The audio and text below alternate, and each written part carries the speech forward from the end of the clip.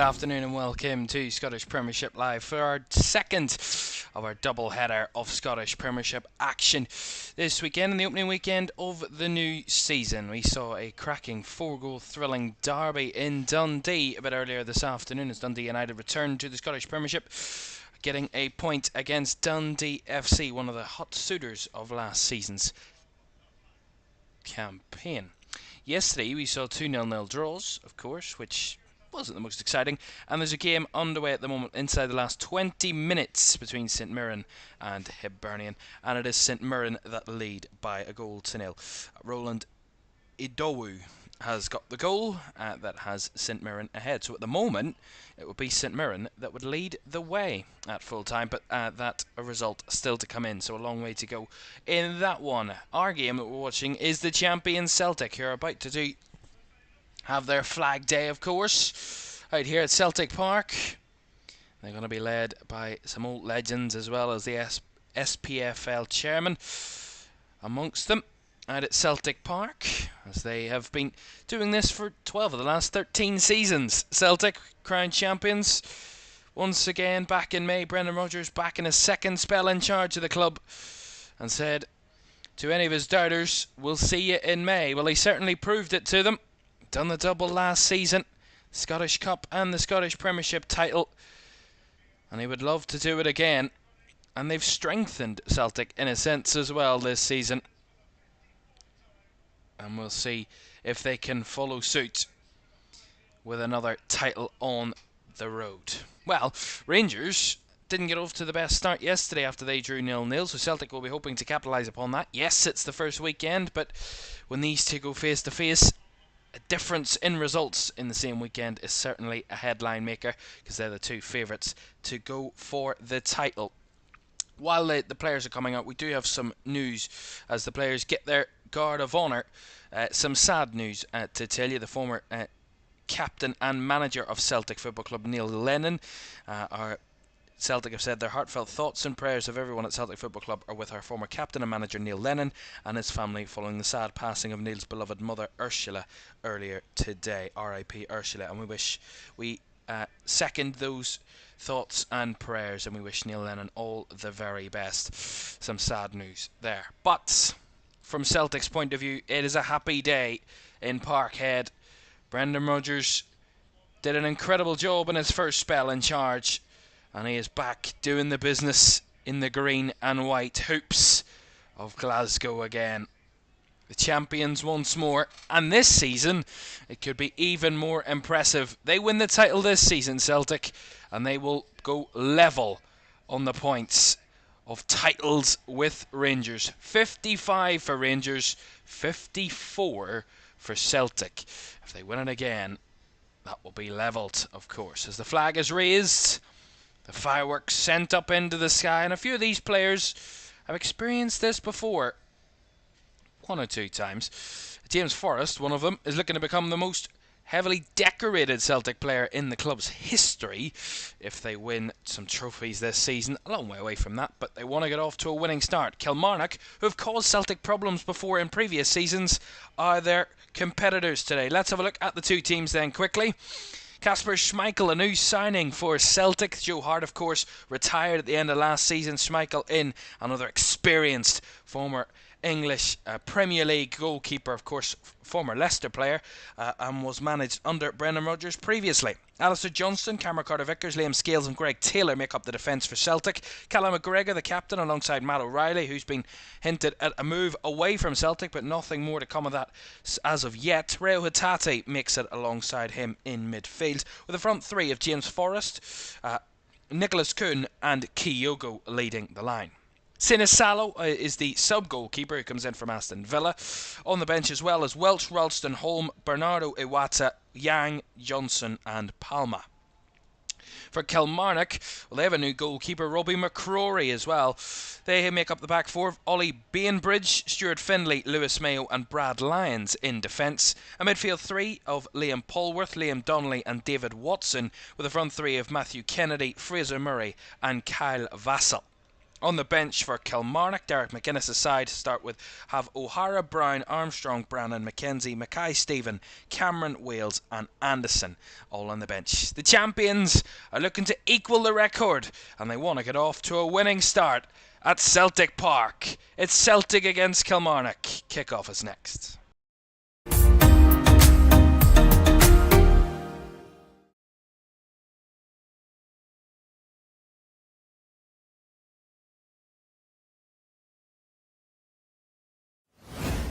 Good afternoon and welcome to a raucous and roaring Celtic Park this afternoon, as You'll Never Walk Alone rings around this stadium as it does every single time, and it never gets old. Spine-tingling sound, always to be appreciated.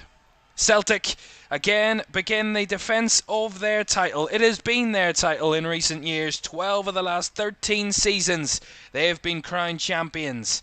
Can they do it once again? And this time it will be a record equalling 55th time.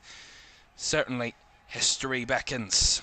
But Kilmarnock, who have caused Celtic, as I said, many problems before. They beat them last season. And Kilmarnock made themselves a real difficult side under Derek McInnes last season for many sides to really stop. And they got that 4th place position that argued the best of the rest amongst the Scottish Premiership sides last season, but we'll see if they can build upon that for this one and maybe improve. Injuries is the kind of curse for Derek McInnes' side after being knocked out of Europe in midweek in Belgium. They would want to get off to a winning start themselves, and if they are to do that, it will be a statement win at Celtic Park, a stadium which they've won just once in their last 76 meetings at Celtic Park between these two. That came back 12 years ago in October 2012. But Celtic ruling the roost ever since. Although they did get a draw out of Celtic here last season, Kilmarnock held them to a 1-1 draw. So again, they have caused Celtic stifling problems over the seasons. But it's all about Celtic today. They're the champions, it's the defence of their title, and they want to make it about themselves here at Celtic Park. That somewhat arrogant nature of their expectation that this club goes for it every single season. Another institution of Scottish football that doesn't need mentioning or reminding. Here's Cameron Carter-Vickers across the Liam scales. And one interesting thing about Celtic last season was how well they adapted. The difference between kind of Ange Postecoglou's Celtic and Brendan Rodgers' Celtic, that kind of transition last season. Some would think, alright, Rangers might have a hint in for the title. They did for quite a long stint of the season, but when it got tough and when the wins were needed to be grinded out, Celtic just had that extra edge on Rangers and ended up winning the title by 8 points in the end. Of course, some big wins and big results in the Old Firm. That 3-3 at Ibrox was almost their crowning moment. All they needed was a point out of that one to really keep Rangers at more than arm's length at that point. Celtic did end up going on to lift their 54th Scottish title. And they're trying to command possession here early on, as that's a little foul on Ollie Bainbridge, which gets Kilmarnock the free kick to deep in their own half.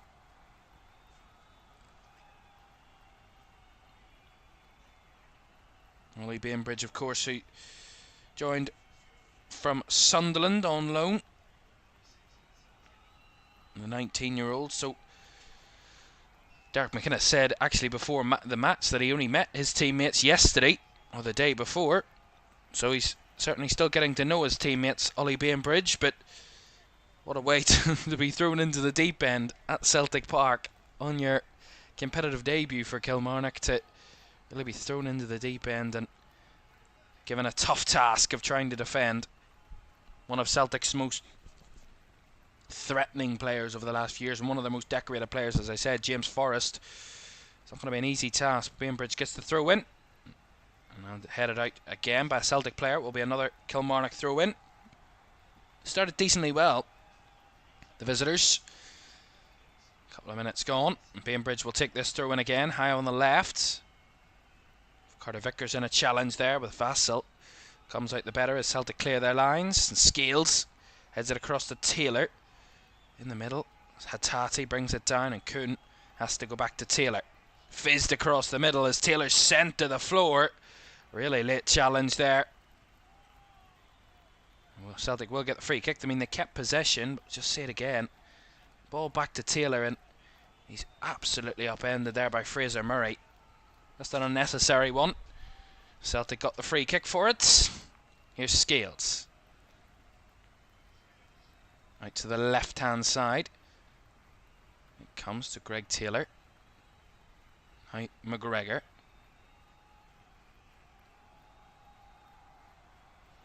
Hattati. Cameron Carter-Vickers. Now to Alistair Johnston, of course, played in the Copa America with Canada. Alistair Johnston. Canada, of course, getting to the deep ends, into the semi-finals of the Copa under Jesse Marsh. Incredible performance, incredible outcome in that for Canada. One of the kind of forgotten American sides, shall we say, at times. Here's Liam Scales. Of course, that could have caused the disruption to the new season for a lot of players. That's a lovely link up with Kyogo, and Hattati couldn't find the pass out to Kuhn on the right hand side. Lyons got involved there. Kuhn, Johnston, now Nicholas Kuhn trying to square it across, but cleared away by Kilmarnock, and Celtic win it back comfortably again. Cameron Carter-Vickers to Scales. Expected Celtic will dominate the possession, of course, but it's all about how Kilmarnock defend them. They stifled them, as I said, in that 1-1 draw, but they've got a great cross in there, and no one could get on the end of it. It's a low one off the right-hand side, right across the 18-yard box, and no one in green and white could tap it towards goal, but it's a threatening cross. Here's Forrest. Off the left, plays it across to Hattati, trying to go for the 1-2. Forrest dragged down. The referee said no foul, as Robbie McCrory will pick it up. And the Kilmarnock goal, of course, signed from Rangers, Robbie McCrory. Certainly has history against Celtic. We do have some goals to tell you about while I've been watching on the St Mirren game. They've found the back of the net once again, or even not more than once, twice in the last few minutes. It is now 3-0 to St Mirren. Great performance from St Mirren, of course. Not the best of seasons last season. And Steve Robinson, the head coach down there, Roland Idowu, gave them the lead. Smith doubled the lead, and they've just scored again with about 6 minutes to go. It is St Mirren 3, Hibs 0 at the moment. St Mirren are heading themselves right to the top of the Scottish Premiership as it stands. I'll show you that live table. There we are, the live table. Celtic came forward there. They've got a throw in down the left. Back with Scales. Across to Carter-Vickers. Down the right hand side is Kuhn. Trying to play it in behind for the runner, Matt O'Reilly, but just a bit too ahead of him. An Englishman who's been, well, not the Englishman, from England, but of course the Danish international,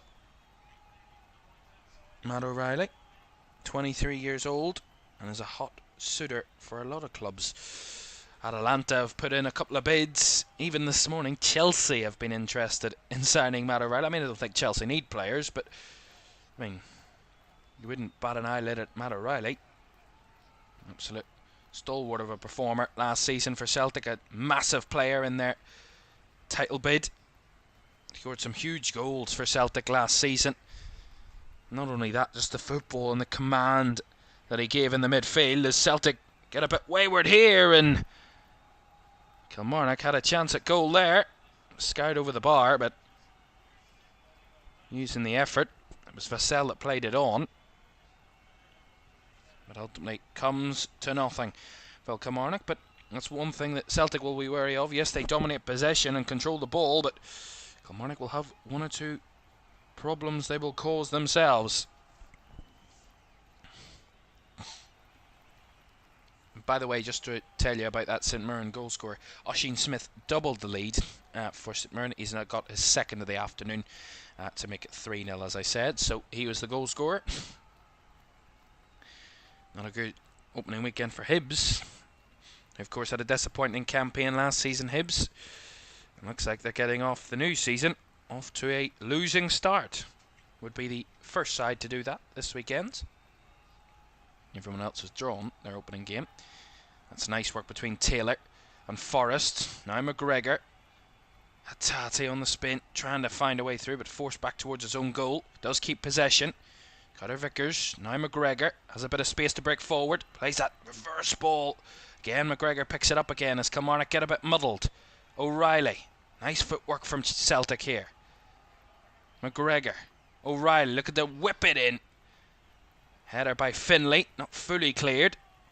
Ultimately away from pressure as Hatate tries to win it back in midfield. Scales steps in. Kyogo wins it, chests it down. Better play from Celtic. Down the right hand side it comes to Kuhn. Tries to flick it on. Johnston with a cross. Finlay in the way again. Still not fully cleared. Brought down by Hatate on the edge of the box. Celtic building. McGregor waiting for that shooting opportunity. O'Reilly looks to take the first touch to pass it off, but dispossessed as Scales snatched at that one and comfortably fed back to Kasper Schmeichel, who will pass it straight back out again. Of course, what a shrewd bit of business that was from Celtic to get Kasper Schmeichel in, a former Leicester man who won the Premier League with Leicester, won the FA Cup with Leicester under Brendan Rodgers. Certainly knows the Celtic manager well. Here's Kuhn. Looking to go himself. Strides across the field. McGregor.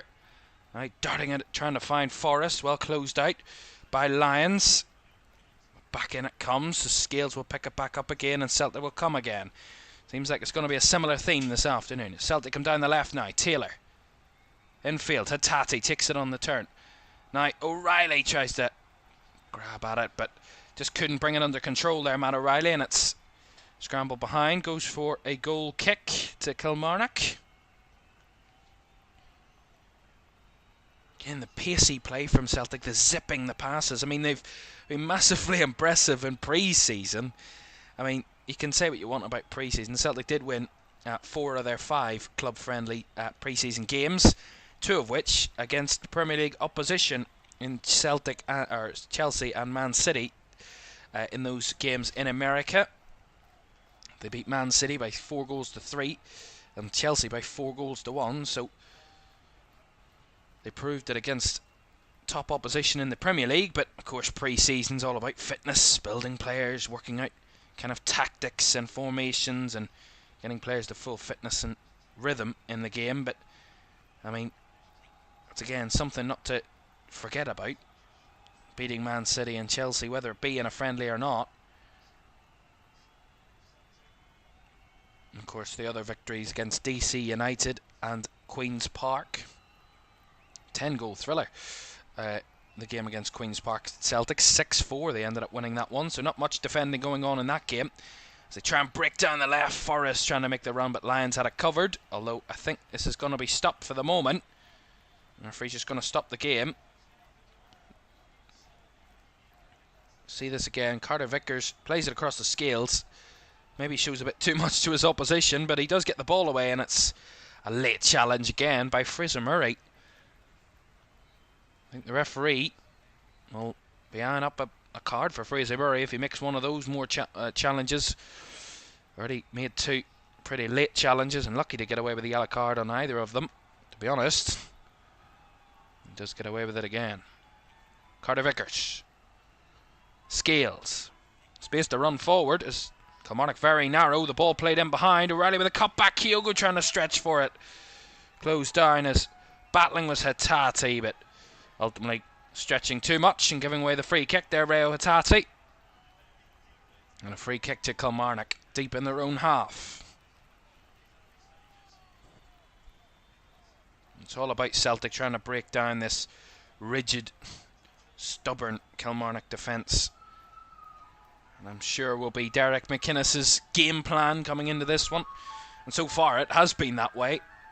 Celtic have had 90% possession so far in the 14 minutes that we've played. So it's no doubting that Celtic are dominating the early moments, but not much to really show for it yet. That's a lovely bit of skill by James Forrest, breaking down the left-hand side. Celtic have got bodies forward. Kilmarnock have got bodies back, and Forrest trying to play it across, but more into an area rather than the players. It's cleared away, picked up again by Taylor. Now it finds its way to Alistair Johnston, who's very central. McGregor, back to Scales. Out to the left-hand side to O'Reilly, who's drifted out to there, and he lifts the cross in, no one in the middle. As Kilmarnock clear their lines again. But it's one-way traffic at the moment at Celtic Park. Alistair Johnston gonna thread it through. Lovely touch by Kyogo, he's in! And the keeper tries to make the save, and it's off the line. Still in play though. As they try and clear it away. I think it was Brad Lyons that got the clearance on that one. Well, that was very close for Celtic. It was a beautiful first touch by Kyogo.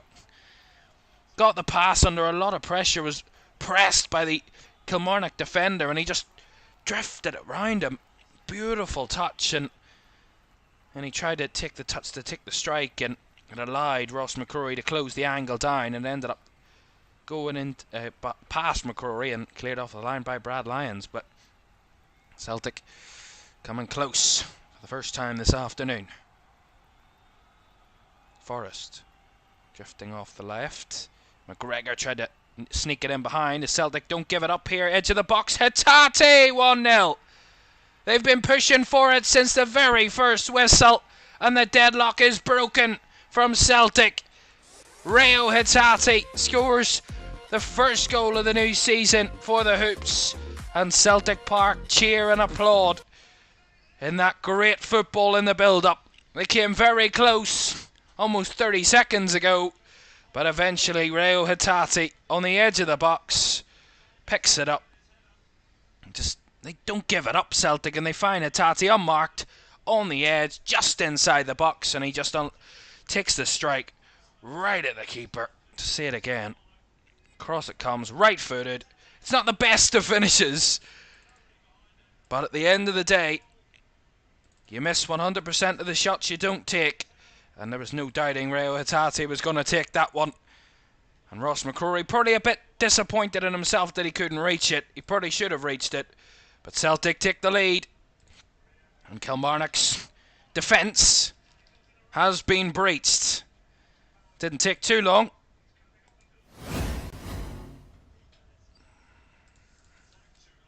I think it was the hint of 90% possession that gave Celtic the slight edge, to be honest.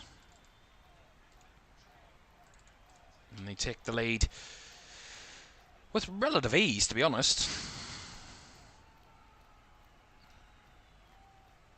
Here they come again. Hatate gets the break of the ball. He's on the charge. Maybe just underhit that pass to find Nicholas Kuna on the run. Maybe just underhit it slightly. Well, they were in again, Celtic. Johnston will just spin back to keep the ball. Carter Vickers. Last few minutes of the game between St Mirren and Hibs. We'll get the final score for you there in a moment, once that whistle is called. So, not much goal scoring yesterday, not a goal between the two games, but 3 games already today. One finished, scored 4 goals in that one. Second game of the afternoon has 3 goals, all from one team, and Celtic already ahead inside 15 minutes in this one. Scales. Carter Vickers. Back to Liam Scales. Trying to thread it through the lines. Not much room to manoeuvre there for James Forrest. Scales again, plays it through the lines. O'Reilly, lovely ball, and Hatate will go for it again. Blocked. Not the best of strikes again from Hatate. Just tried to snatch at it as Kilmarnock defend it. Cleared away by Bainbridge. Down in the middle, down the left-hand side as Johnston steps in.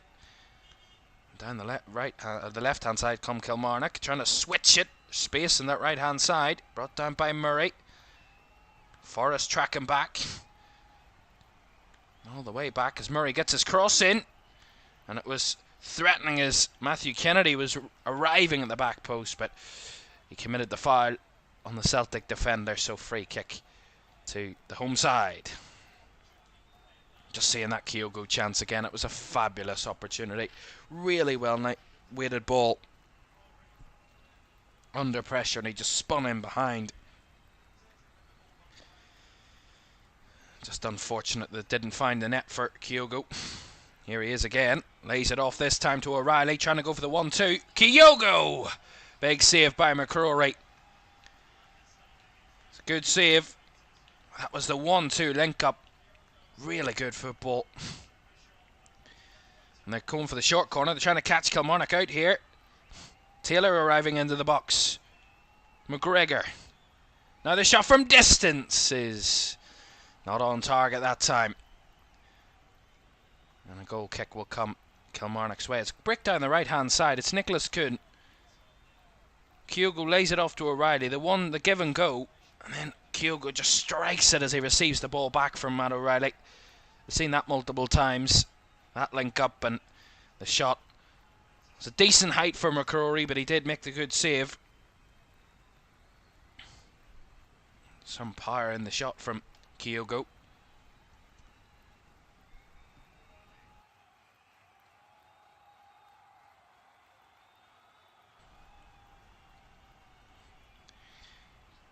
Celtic trying to hold it in midfield. Kilmarnock just about getting in the way there. There's Bainbridge down the left. Tries to find Kennedy, but Alistair Johnston has the better of him. Here's O'Reilly.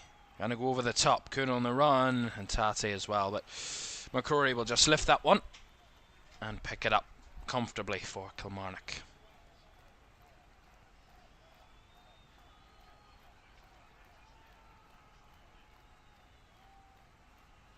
McCrory's been heavily involved in this one so far. Goes long again. Has to come all the way back there. Celtic as they pick it back up. Kasper Schmeichel's had nothing to do really so far. Kyogo tried to feed it round the corner, but well defended by Kilmarnock. Bainbridge throwing himself at every challenge here at the minute. There's O'Reilly battling, loses that battle to Kennedy. Kennedy just holds the ball up nicely. Going to play it to Vassell, and there will be a free kick that will go Kilmarnock's way as they have two players on the floor. It's Matthew Kennedy that's on the floor, and Kyle Vassell as well. The Kilmarnock captain is also on the ground. So free kick will come the way of the visitors. So we're entering the just concluded the first half of the first half. So halfway through the first period here. Celtic 1, Kilmarnock 0. Reo Hatate opening the scoring.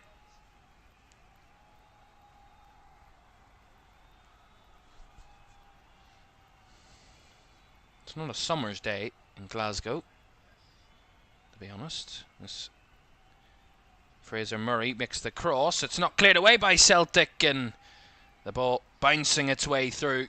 And a pretty comfortable catch indeed for Kasper Schmeichel. The amount of bodies that had to go through that little shot from, I think it was Donnelly. It just took the pace off it, and it just came bobbling towards Kasper Schmeichel with very little on it. Here's Scales. Taylor. Comes to Liam Scales, and now McGregor. Carter Vickers.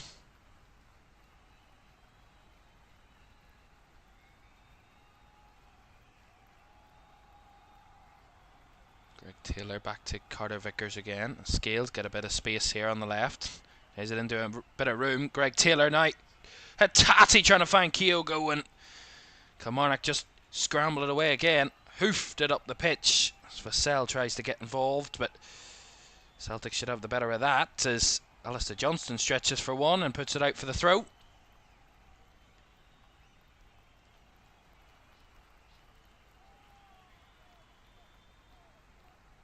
So Bainbridge will take this throw in again.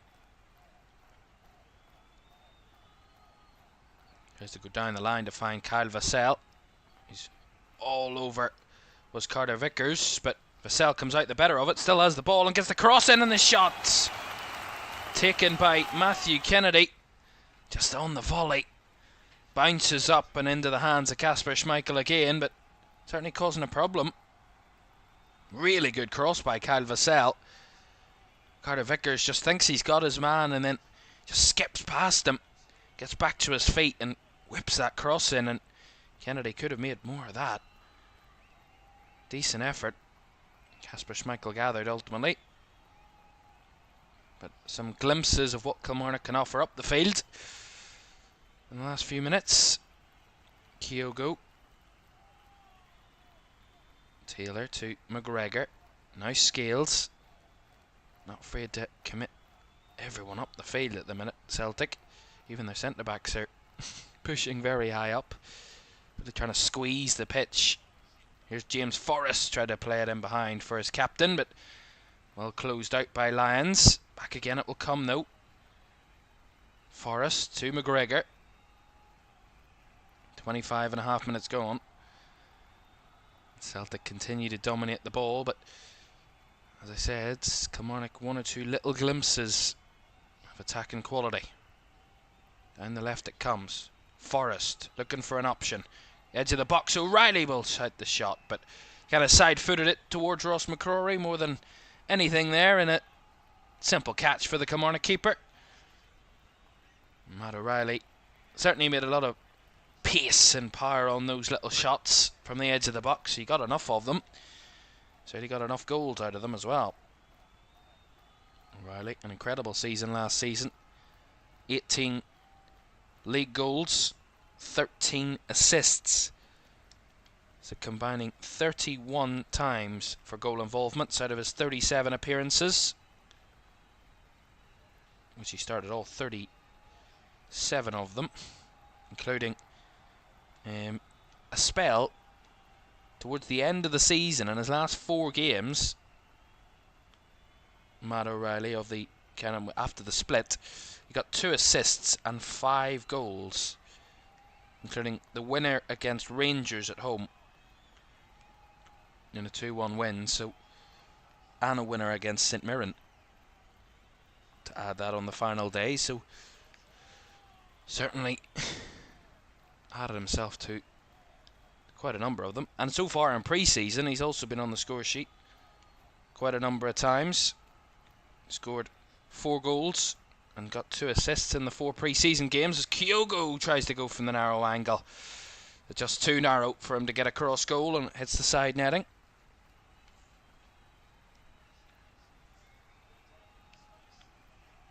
Matt O'Reilly looking to continue that wonderful form of creating and finishing in equal measure. But Kyogo is a man who's certainly delivered for Celtic. Scored 14 league goals last season in his 38 appearances, 5 assists.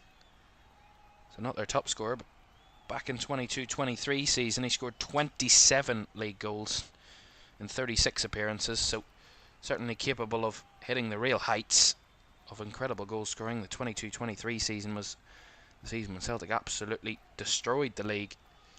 They were by far the best side and completely obliterated Rangers in that season under Ange Postecoglou. But with Brendan Rodgers playing a slightly different style of football, not saying that that was directly the cause of Kyogo not getting enough goals. He did miss some very big chances last season, but at the same point, a different style of football means he probably have to adapt his play. But so far he's already had a good chance at trying to find the net. The Celtic number 8. The ball comes down the left hand side. Forrest steps in, finds Hattati. Forrest will pick up the loose ball. It will roll its way through. Not fully cleared again by Kilmarnock. Not convincing at all. Hattati, as Taylor tries to go over the cross, calls of handball on Brad Lyons there, but the referee sees nothing wrong with that one. Let's see it again. Hattati played it out. Greg Taylor tried to cross it. It was Donnelly actually that it came off, and there's nothing in that. It's not a penalty. It was quickly looked at by VAR and quickly cleared. Johnston across to McGregor. Now Hattati going the other way, spinning themselves around Kilmarnock players at the minute, as chested by O'Reilly. Kuhn trying to squeeze it through as Kyogo tries to spin his man, but Kilmarnock just about hang in there and get it cleared at the first time of asking. And the final score has come through between St Mirren and Hibs, and it is St Mirren who have got the first victory of the new season. Our 3 previous games before the kick-off there all ended in draws, so St Mirren sit top of the Scottish Premiership table, of course, all caveated by the fact that it's the opening weekend and there's a long way to go with a number of teams still yet to play. But on that front, a convincing 3-0 win in the opening weekend of the season. Certainly the perfect start that Steve Robinson would have wanted for his team in the new campaign.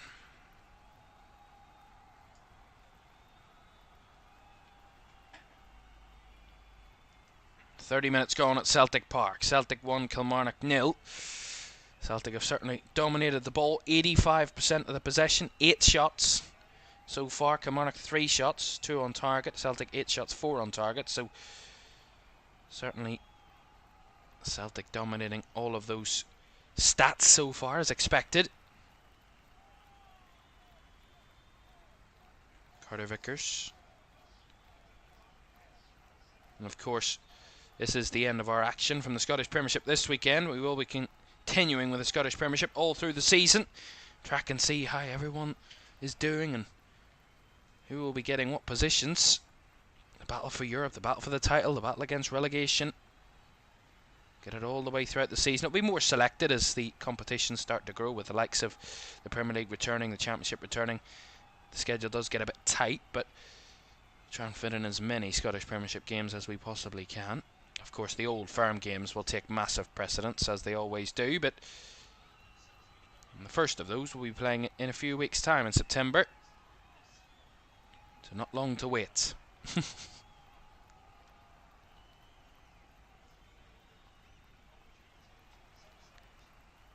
In the first Old Firm, actually on the 1st of September, 12:30 kickoff, match week 4 of the season, so it's not too far away at all to wait. Here's Murray trying to get forward. Well, Marshall does Kuhn tracked back there. It seemed a bit lost. Couldn't find a pass, and Celtic just said, "Thank you very much, we'll take that off you." Looked pretty comfortable. Greg Taylor to Liam Scales. He's had a lot more freedom, Scales. He's been drifting into midfield quite a bit on that left-hand side. He's been threading through balls quite a number of times this afternoon. Here's Forrest, across to Hattati. Wanted to get it away as quickly as possible there, Hattati, but the ball will be recovered by Scales as it's cleared away. Scales, down the line it goes. O'Reilly making the run. Nowhere to go, has to come back to Taylor. Nice Scales.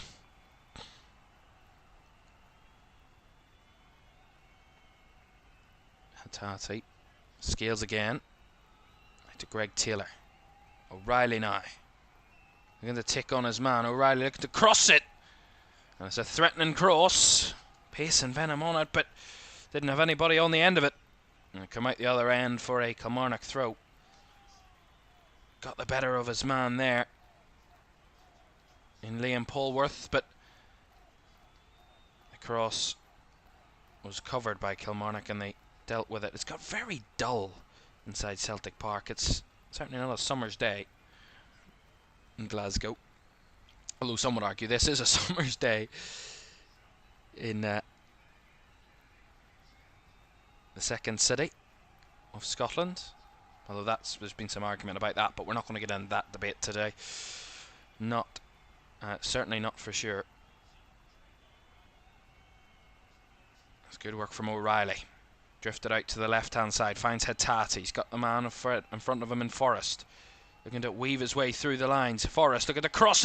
Kyogo was there. He's still there. The shot. Great save by McCrory off the crossbar. Celtic inches away from doubling their lead. Nicholas Kunwad had the last touch.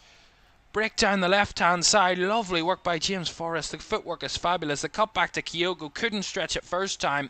Got there in the second one. Got it across to Kuhn, who took it on the stretch. Saved by McCrory. And then the second one, as he got back to his feet, Nicholas Kuhn just chipped over the keeper, but hit the crossbar and over. I think it took a touch on the way through from McCrory, as it will be a corner to Celtic, but coming very close to getting a second. O'Reilly's cross comes in. Finlay got it away. That's a hoofed clearance. Not going very far, though. It's not gone any very far. Celtic keep the ball up the field, and we'll get a throw in. McGregor will take. It's just over 10 minutes of the first half to go. Celtic 1, Kilmarnock 0. Edge of the box, the shot low. Hattati picks it back up. Out to the left-hand side it comes to James Forrest at the byline. Looking for options. Look to lift it across. Cleared away by Mayo. And Celtic will get another throw in on the left. Nicholas Kuhn. Greg Taylor picking it up.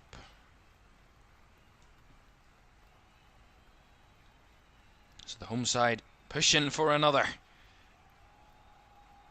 Here's Alistair Johnston. Nicholas Kuhn. Across it comes to Scales. He's got space ahead of him. Certainly not going to eye up the shot anyway. Forrest plays it in between the lines. Just about kept alive by Taylor. McGregor. O'Reilly. Hattati. Back to O'Reilly. Really good footwork. Again, but Paul tried to squeeze through the lines to Greg Taylor. Well closed down by Kilmarnock, but again Celtic pushing for more as Scales missed his header there and had to bring down Kyle Vassell, and it will be a free kick to Kilmarnock. Bit of respite that I'm sure the visitors need. Yeah, it's just a bit unnecessary. A bit much from Liam Scales, but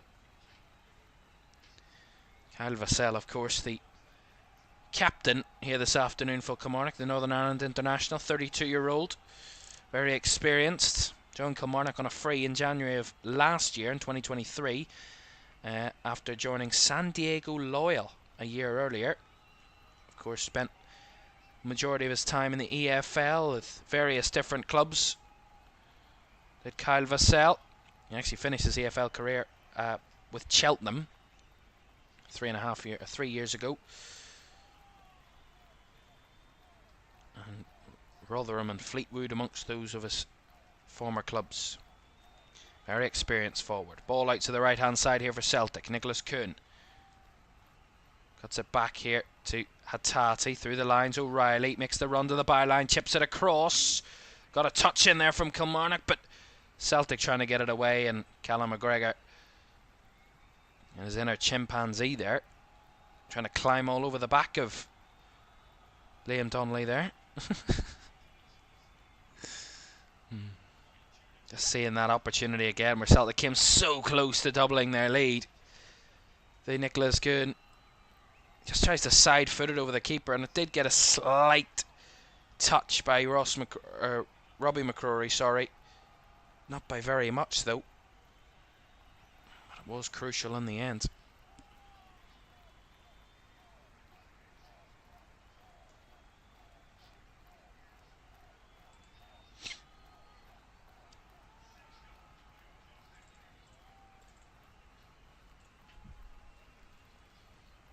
Couple of minutes or so to go with the first half, and it's been old Celtic, to say the very least, on their flag day, of course, here at Celtic Park to open up the new season. To get started is Kasper Schmeichel there.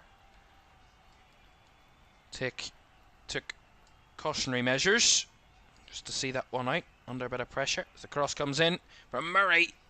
Vassell was close, but no one could get on the end of that one for Kilmarnock as it comes out the other end. Untouched. There's some good signs for Kilmarnock though here. But they're still very much in this game, and there's a real tug on Reo Hatate there by Liam Donnelly. Will be a free kick to Celtic. And don't forget the Championship returns. A couple of days to go before that starts. On Friday we will have action from Ewood Park as Blackburn Rovers take on Derby County. Derby back in the Championship once again after being relegated a few years ago, and they're back in the second tier of English football. They get their trip underway against Blackburn Rovers, who had a bit of a relegation scare towards the end of last season. They kicked their season off looking up the table rather than down, and that's Friday 8 o'clock on LFS. It's a weekend filled of AFL Championship football next weekend. O'Reilly with a corner, headed on and in. That's a lovely header by Liam Scales, and Celtic do have their second. Well delivered corner from Matt O'Reilly, and the first to get there with a commanding header is the Celtic centre-back Liam Scales. Fabulous goal. They've been pushing for it ever since they got there first, Celtic, to be honest. Really good cross, and it's a commanding header. Completely left his man for dead who was marking and went sliding on the floor. Did Lewis Mayo. Well, it looked like he was sliding in Mayo because he was nowhere near Liam Scales.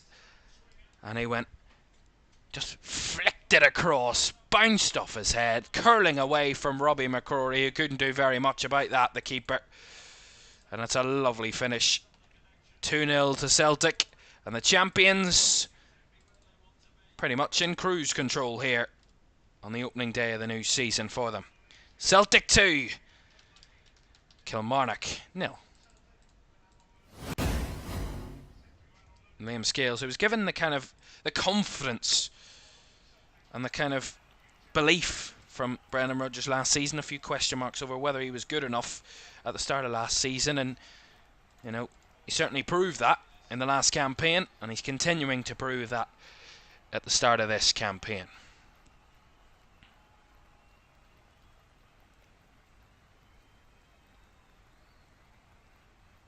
Liam Scales, who scored just one goal last season, so he's already matched that.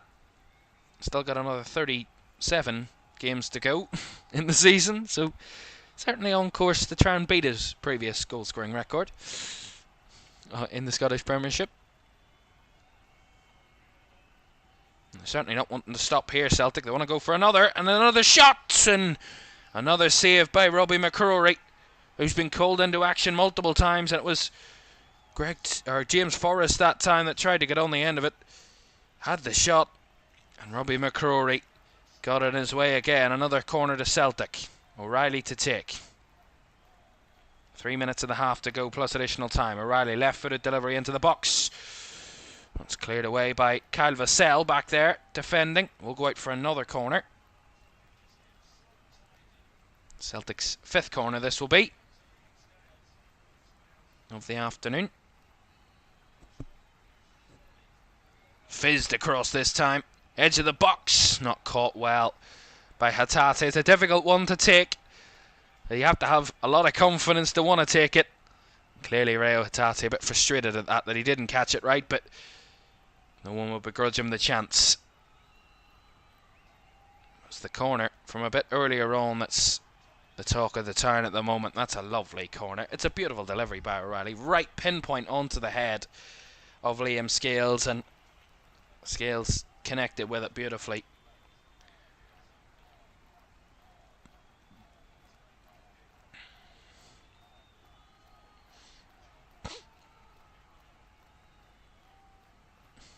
But from a Kilmarnock point of view, it'd be a disappointing factor to concede from a set piece.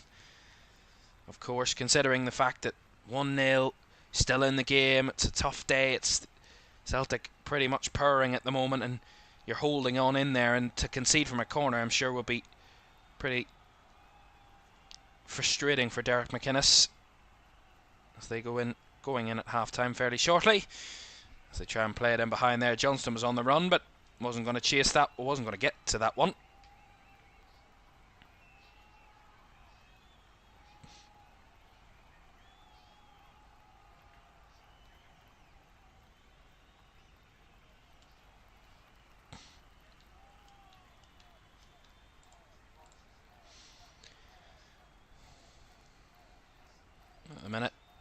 with Celtic winning 2-0. They're still not going to take top spot at the end of today, of course. Goal difference. Not that that matters, but, you know, little margins, you know. Last minute of the first half. Celtic 2, Kilmarnock 0. Goal scorers Reo Hatate and Liam Scales, giving Celtic a pretty comfortable advantage, comfortable lead in the first period as Kyogo comes deep there. Plays it across to O'Reilly, who looks to lift for the runner. Hatate, who saw it coming over his head. He just didn't catch it right. If he caught it right, it would have been a beautiful goal. But O'Reilly, again, fantastic vision. To see that pass, to execute that pass is incredible. And it's just unlucky that Hatate just couldn't catch it. Probably should have went with his right rather than his left. But learning moments. Certainly could have a hat-trick in this first half, Reo Hatate. As we will have one added minute at the end of the first half. So not much to really add on. At the end of the first period as Kyle Vassell bricks forward here. Scales just trying to mark him all the way. Kilmarnock would love a goal to end the half. Scales half clearing that one. Taylor to head it further clear. Is there a battle? Celtic do get it as far away from their goal as they possibly can. And that wasted effort down the line there by Findlay goes right for a Celtic goal kick. Comes to nothing. As it's just opened up. I said it was a dull day. Well, the rain's just entered the conversation. And it is starting to drip drab here in Glasgow. As the halftime whistle goes then. And it is Celtic, the champions, who at the minute are looking pretty comfortable on home turf. Kilmarnock have tried to be rigid and solid defensively, but the quality of Celtic so far has found a way through. Reo Hatate's goal, followed up by a Liam Scales header from a corner, sees Celtic 2-0 up at the break.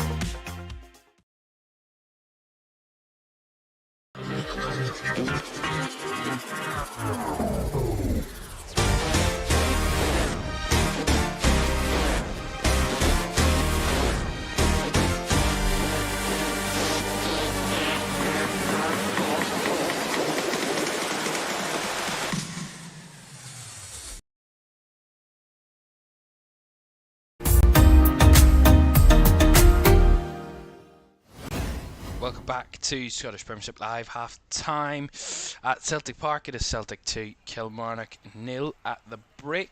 Comfortable for the champions at the moment. We saw our first win of the new Premiership season a bit earlier this afternoon as St Mirren beat Hibs by 3-0. All the first three scores of the weekend all ended in draws as Hearts and Rangers played at a goalless draw yesterday to get us underway in the new season. Motherwell and Ross County the same scoreline a few hours after. And earlier this afternoon, another draw, but a score draw, which is much better than a 0-0 draw in the Dundee derby, as Dundee United's return to the Scottish Premiership saw them pick up a point out of their local rivals Dundee FC. Finished 2-2 in that one. Dundee United actually had the lead twice. If you missed it a bit earlier, as I said, St Mirren 3 up. 3-0 winners against Hibs, and Celtic 2-0 up at the break against Kilmarnock. One more game to come for you out of the Scottish Premiership this weekend, and we'll confirm that result when it is confirmed tomorrow night. St Johnstone against Aberdeen is the final game on the opening weekend of the Scottish Premiership season. Right, at the moment it is Celtic in cruise control, dare I say, at half-time at Celtic Park. The new season, Flag Day of course, at Celtic Park today, and it's been pretty much a comfortable affair for Celtic in the early moments. In the whole of the first half, they've dominated the chances, dominated the shots, dominated the possession. I mean, there's not many things they haven't dominated in that first half, Celtic, to be honest. And basically, starting where they left off in pre-season, they've been free-flowing, free-scoring, even against the best of oppositions in pre-season. Of course, pre-season's not a fair measure of where a side is, but at the moment it looks like it's not an unfair measure of where Celtic are at this minute in time. They look pretty comfortable and pretty strong to start the new season against a Kilmarnock side who, as I said multiple times, have caused them problems in the past, as recently as last season. Of course, they beat them away last season. Kilmarnock won against Celtic 2-1 at home back in December in the Scottish Premiership by 2-1, and also beat them in the Scottish League Cup back in August of last year by 1-0, also both coming with Kilmarnock at home in those games. Marley Watkins got the only goal of that one last season in the League Cup victory, and in the 2-1 victory in the Scottish Premiership, Nathaniel Phillips scored an own goal, and Matthew Kennedy, who's on the pitch this afternoon, got the winner for Kilmarnock that day. But they've only won once in the last 76 visits to Celtic Park, Kilmarnock, and that was back in 2012. You have to score a long distance to find it, but it was October 2012, and Killian Sheridan and Liam Kelly got the 2 goals that day for Kilmarnock to secure 3 points on that day. Celtic, however, did go on to win the title that season, of course, because there was no Rangers, in a sense, after they had been dissolved and all that. Finished second that season, Motherwell, in the Scottish Premiership. Kilmarnock actually finished the season 9th that season when beating Celtic.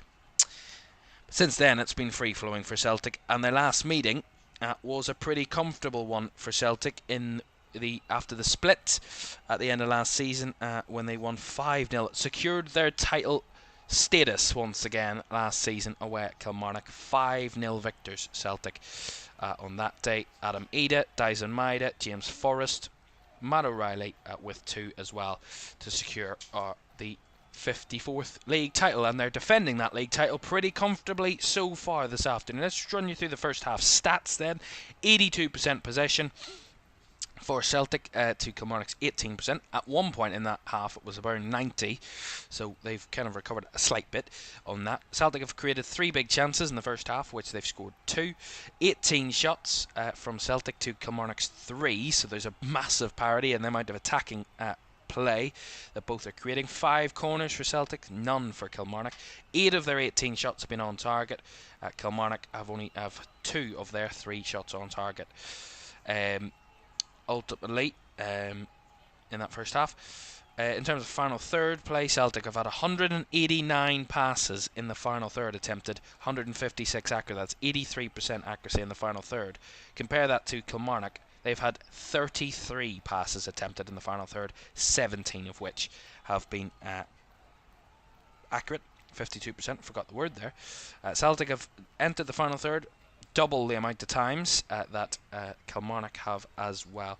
So at the moment it looks pretty comfortable for Celtic. They're controlling the territory, they're controlling the play, and they're controlling everything in every single area. That's what you call dominance. But at the moment, I think Kilmarnock will be pretty disappointed with the fact that they're 2-0 down at half-time. For the majority of that half, they would have felt that they're still in the game, although despite the amount of shots and the amount of chances that Celtic were creating, it was 1-0 for quite a distance of that half, for a good period. Reo Hatate did open the scoring. It's not the best of strikes, but I think Robbie McCrory will be looking at that one a bit later on this evening and thinking he should have done better on that one in terms of the goalkeeper, but it was a good finish by Hatate. And then for a while Celtic were pushing and probing, but just not able to find that breakthrough to get that second. They came really, really close with Kyogo at one moment in that half as well, and then a bit later on Nicholas Kuhn had one seen over the top as well. So they had 1 or 2 moments where they could have doubled. Then about 30 seconds after that Nicholas Kuhn chance,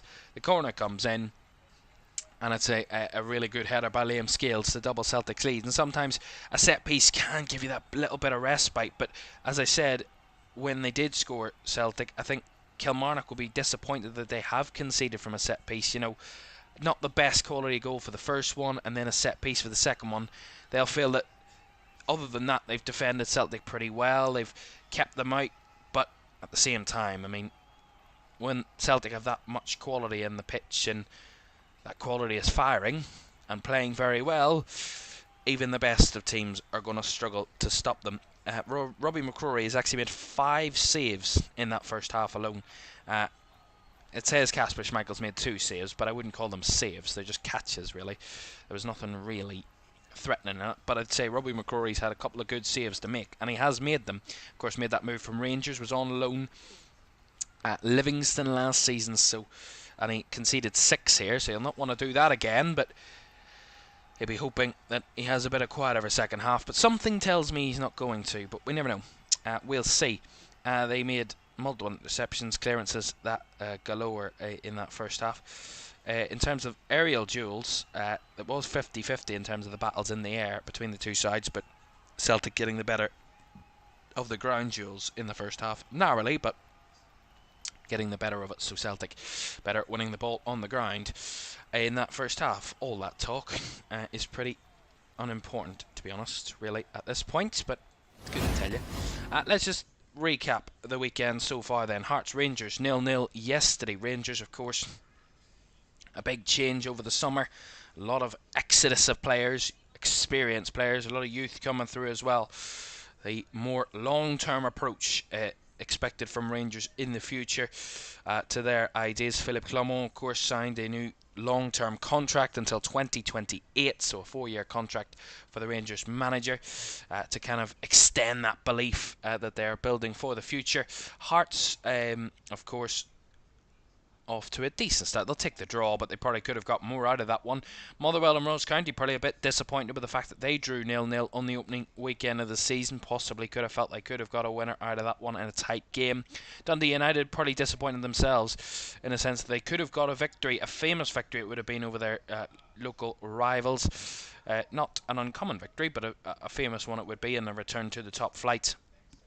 But one thing that was for certain, neither of those two actually won on the opening day in the last couple of occasions, and they kept that trend going in a 2-2 draw. St Mirren, so far at this minute in time, are the only side to have won in the opening weekend of the season after they beat Hibs by 3-0. Convincing.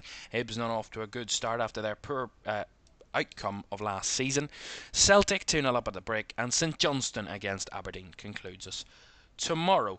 One thing, a quick stat to leave you before we we look at the table. Celtic have lost only one of their last 11 previous occasions that they have faced Kilmarnock on match day 1 of a league season. Won 8, drawn 2. It was a 3-2 defeat at the start of the 1961-62 campaign.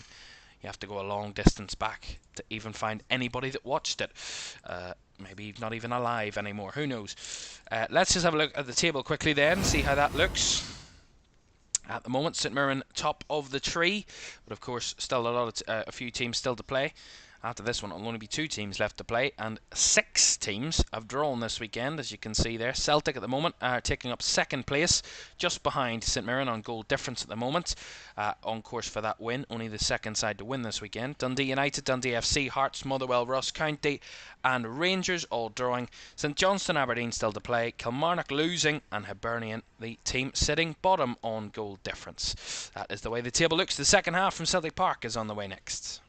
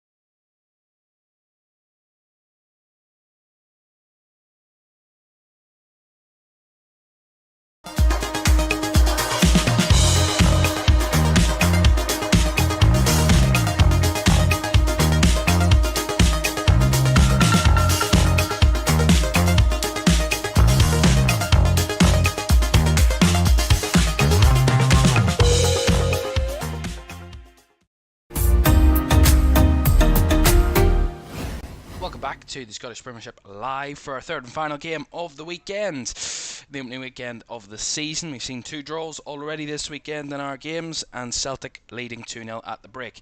The EFL Championship, if I can get my words out there, is back next weekend. Friday night we see the return of Derby into the Championship after they got promoted last season, and they trip to Ewood Park as they face Blackburn Rovers Friday night 8 o'clock here on LFS. And we'll have a couple of games. I'll read you through the schedule in the second half, which is on the way in a moment.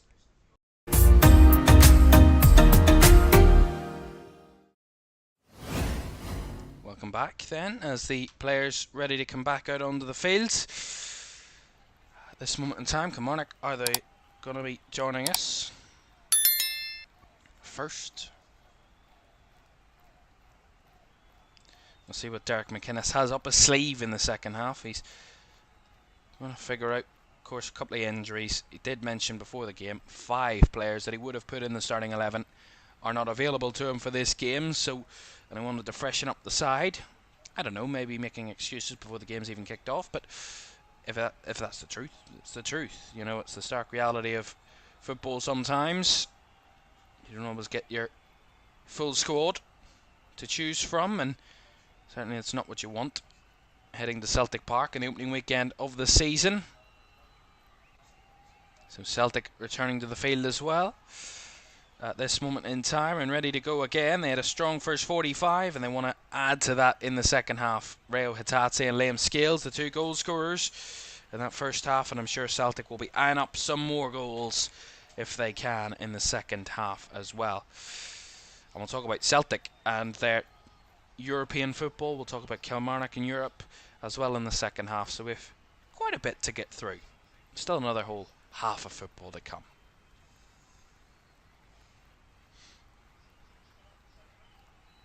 And Celtic get us going again. They get the second half underway with a 2-goal lead that they have, a 2-goal cushion. And they want to make that cushion even more plump, add to that lead, and add to what could be a comfortable opening victory to defend their title. Of course, as I said, they scored 5 against Kilmarnock away from home at the end of last season, and they're in on goal here early on. Here's Hatate trying to cross it. Headed behind, or put behind by Donnelly for the corner. Nicely threaded through ball there, up the left channel. And Hatate made the early run. Forrest will be over for this corner. He's not going to take it though. O'Reilly's going to take it, of course. Forrest just shielding the ball for the moment until O'Reilly did get over. Scales is readying himself again. Similar situation. O'Reilly left foot across in the header. Scales got on the end of it again, but not the same outcome. Headed clear. Donnelly was involved there as well. McGregor. Alistair Johnston out to the right hand side of Nicholas Kuhn. Bainbridge in the way and put out by Findlay. Will be a corner to Celtic once again. Positive start to the second half. And one thing that Kilmarnock don't want to do is concede early in the second half and compound the problems that they're already facing at this moment in time. Left foot across comes in, headed away there comfortably by Kilmarnock. Celtic will recover the ball on the halfway line once more. Out to the left. Hatate. Down the left flank. Finds James Forrest, who's looking to make the run in field. Plays it across, but too close to Robbie McCrory, who could gather pretty comfortably there. It's on the Forest cross.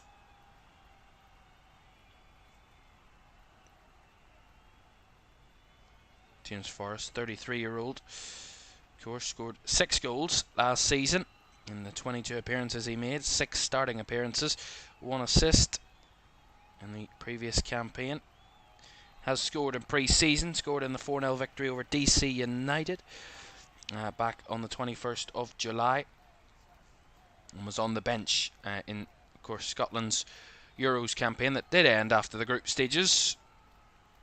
Was on the bench for all 3 of their group games in the Euros as well.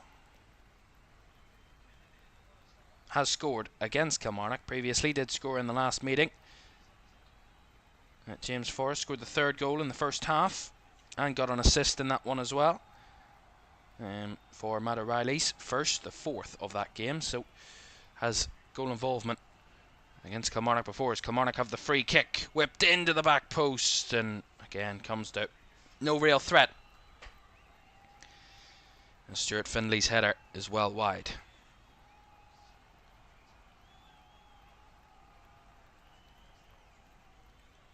Carter Vickers to Scales.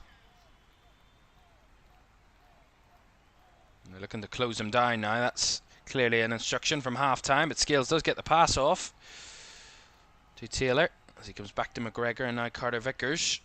He's given that space to roam in the midfield, and that first half Liam Scales just looking to close him down a bit more, it seems, at the minute. Kilmarnock not give him that option.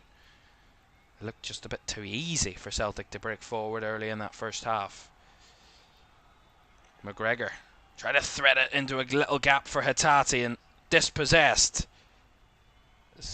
Kilmarnock try and conjure up a counter-attack, but Celtic have got lots of bodies back, and they will just get a throw-in out of that one off Alistair Johnston. Did Fraser Murray.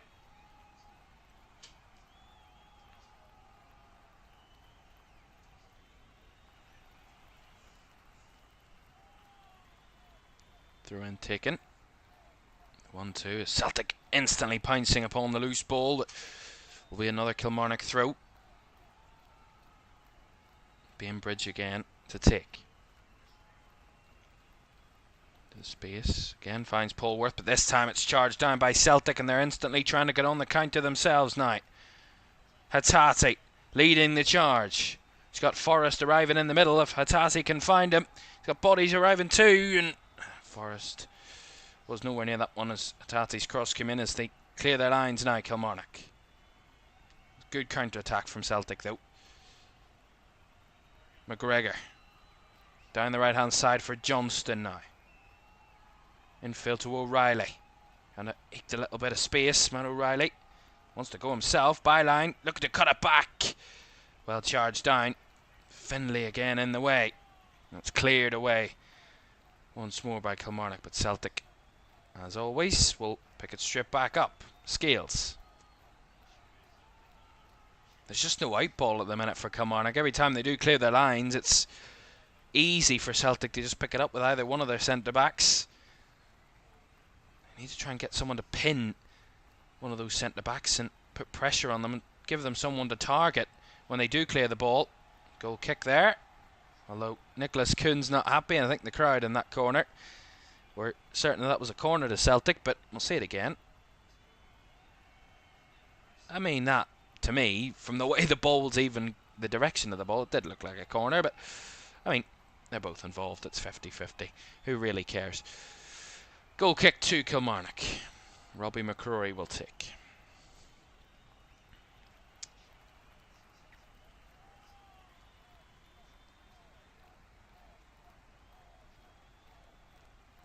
McCrory goes long. Taken down by McGregor as it's pumped forward by Hattati. Looking for the run of Nicholas Kuhn. Cleared away by Kilmarnock in the air.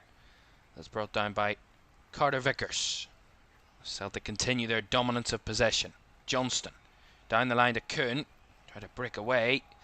Well charged down, and it's turned defence into attack here as Kennedy tries to break forward, and they just complete collapse there from Alistair Johnston. Comes flying back at him, and Gives away the free kick to Matthew Kennedy.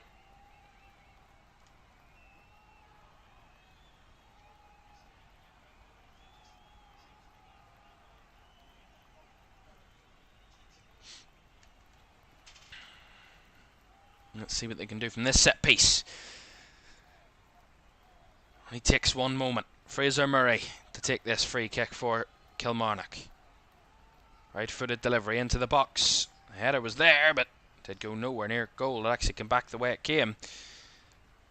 And heading backwards as Kuhn tries to turn on the afterburner. He's got the space to break forward. He's got bodies with him.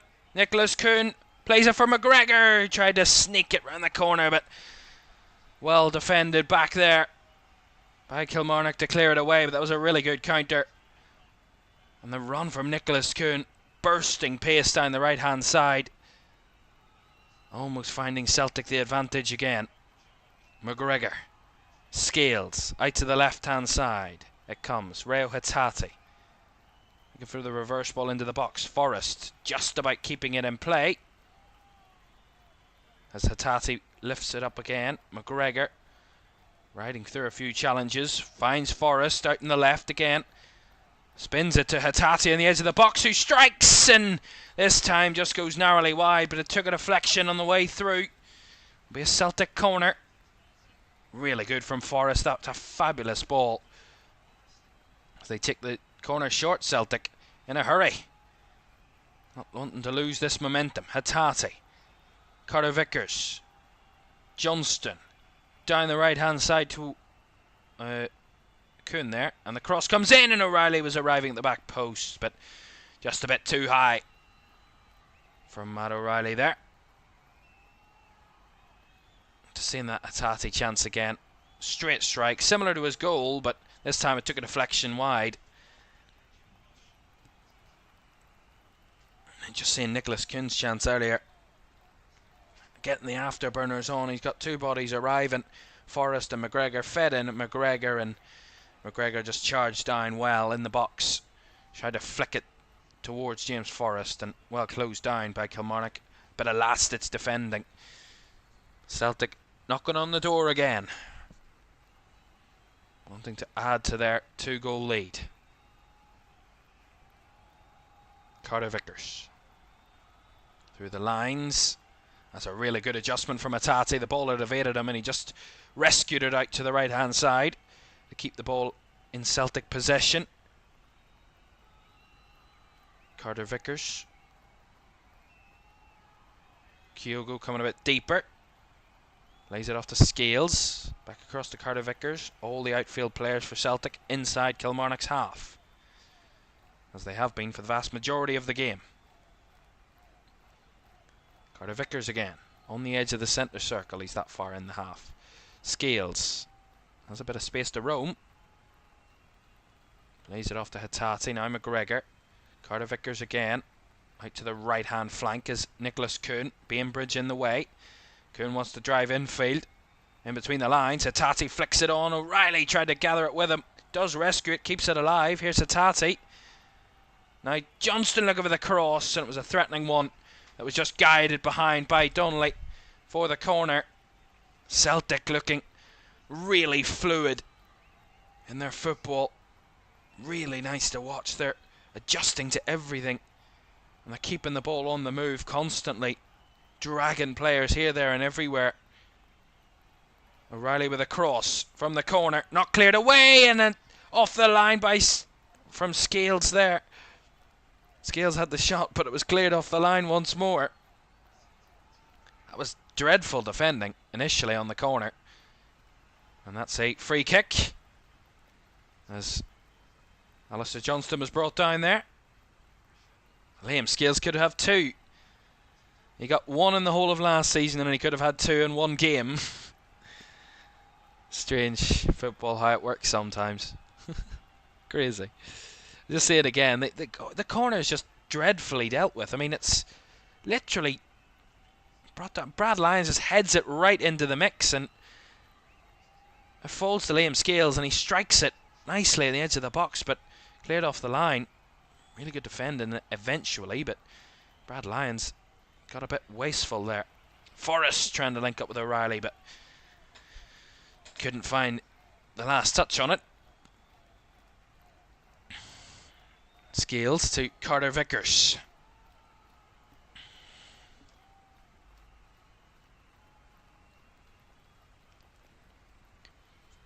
Well, Kilmarnock have had a topsy-turvy pre-season before their European football games.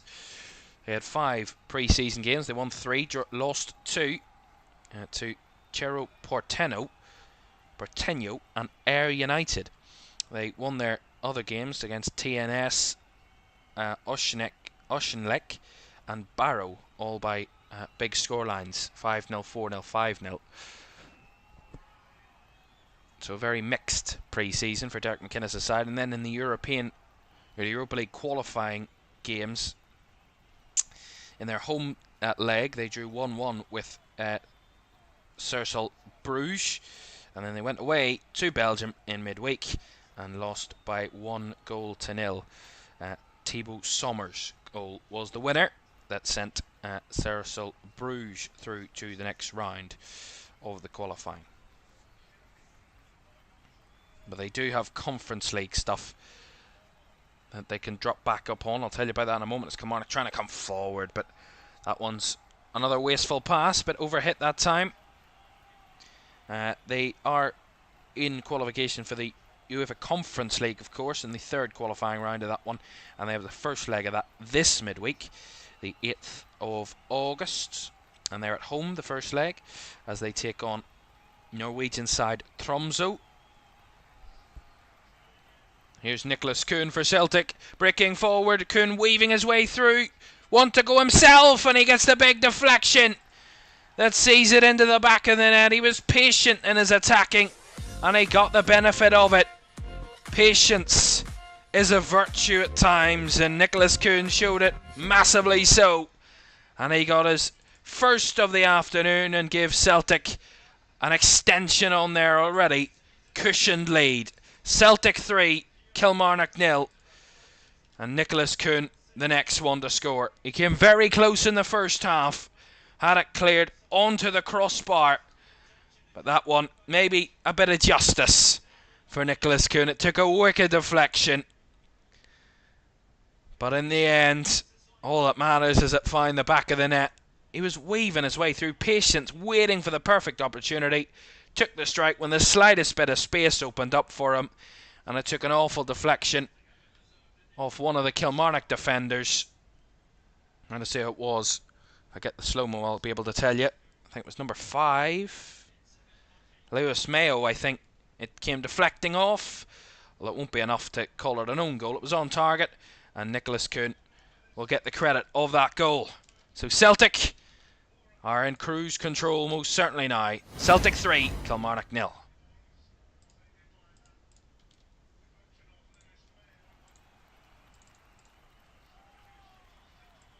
So Celtic looking really comfortable, as they have for the whole game, but they're adding to their lead and they're just cruising on the opening day as we hit the hour mark. 3-0 up.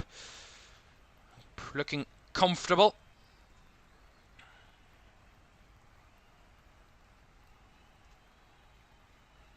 I mean, I don't think Celtic had any early season worries coming into this one with their pre-season, but you know, if there was any worries left out there that maybe they could be shocked on the opening day, well, I don't think there's going to be anybody believing that now. Most certainly not. Those worries surely dissipating by the second as they watch this team comfortably play their way around, although that's a bit wasteful by Reo Hatate, and it's a really well challenged ball to win it back there from McGregor. Through the lines, here's Hatate, lays it off now to O'Reilly. He's got bodies ahead of him, finds Nicholas Kuhn, who goes across. Well blocked. Kuhn will recover on the right hand side. Right, linking up with Forrest. Goes again, Nicholas Kuhn will shoot again. Another deflection. Well, that one ultimately ending up in the hands of Robbie McCrory. Certainly found a bit more space to make those infield darting runs in the second half as Nicholas Kuhn. And they're going to make a double change here in a minute. Celtic, Luis Palma and Anthony Ralston are already on the sidelines. So we'll see them enter the fray fairly shortly. And I think Kilmarnock are going to make a switch or two themselves as well. So a couple of substitutions incoming. They're going to make that change now then. So a double change for Celtic. Their most recent goal scorer, Nicholas Kuhn, is going to make way. I'm guessing he's coming off and replaced by Luis Palma. And Alistair Johnston's going to be the other one making way. And he's going to be replaced by Anthony Ralston. As you just see a trio there celebrating the third goal. Matt O'Reilly, Nicholas Kuhn and Kyogo. It's a new thing. All those little combinations. It's nice to see. As that double substitution confirmed then. Kuhn and Johnson off and Palma and Ralston on for Celtic. Some fresh legs. Not that it's looked like they've got tired or anything. It's just some rejuggling for Brendan Rodgers. Not under any duress to do so. That's a lovely ball by O'Reilly. Instantly putting Kilmarnock under pressure. And an early work for Ralston to look for the cross very early there, but well closed out. As Greg Taylor battling. Will win the throw.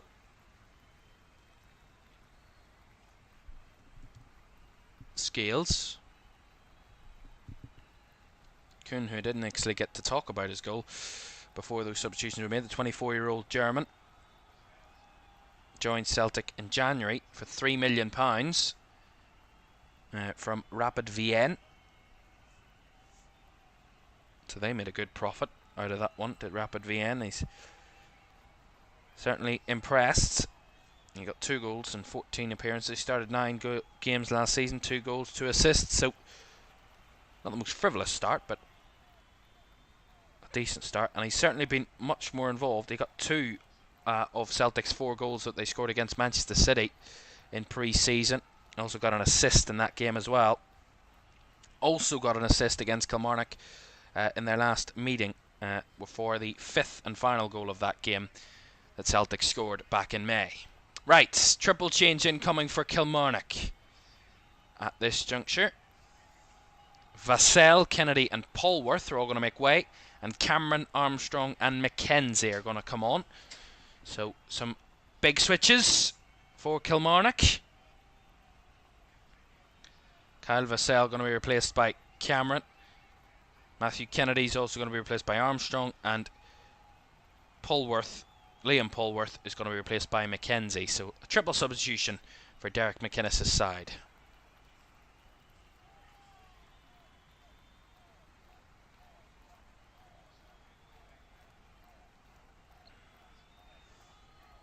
Make those substitutions then in the process.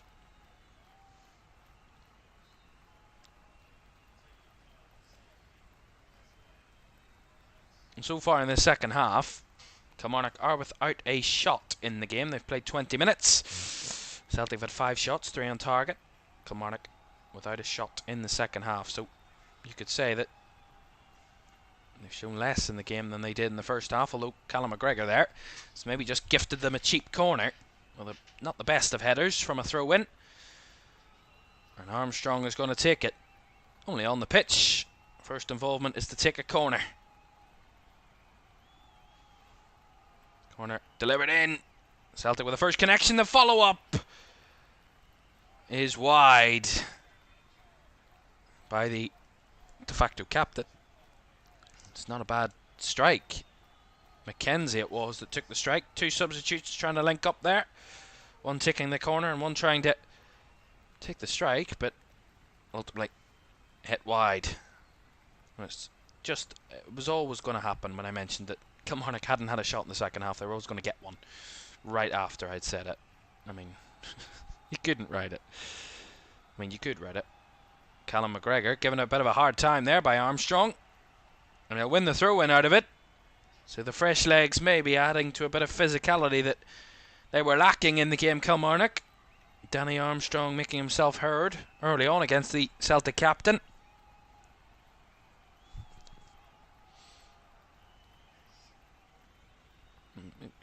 It's on the line of whether it was a free kick or not.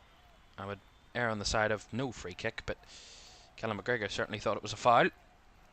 Celtic got a bit frantic there. Greg Taylor didn't cover himself in glory, that pass. Kilmarnock maybe a bit of a good spell here, and the cross comes in, and Fraser Murray was throwing himself at it.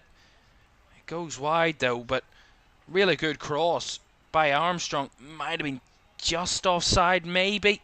Fraser Murray was a tight call, but couldn't get it on target there, and those changes maybe adding a bit of a different dynamic to Kilmarnock. Celtic just trying to get to grips with that after those changes.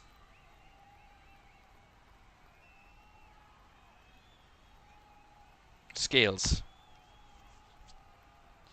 McGregor back to Liam Scales. Quarter of the game to go. Celtic 3, Kilmarnock 0. Atate, Scales and Kuhn the scorers for Celtic.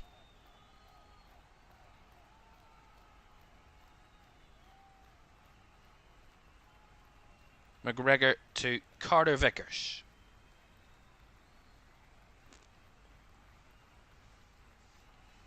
Scales trying to squeeze it through. Did find the ball to Hatate. Now O'Reilly lays it off out to the right hand side. He's trying to squeeze it through. O'Reilly gets it back again. Now McGregor. It's good play from Celtic. Fluid once more. Hatate finds himself on the right hand side. Again try to work it in between the lines as McGregor picks up the loose ball and striding into the box himself here. Callum McGregor take the shot. The follow up is over the bar by Reo Hatate. And that was really good from McGregor. Just picked up the loose ball and he strided into the box and had the shooting opportunity. Well charged down, and then the ball, as it was half cleared, found its way to Reo Hatate, who took the strike first time but was just leaning back, and it saw it fly over the bar.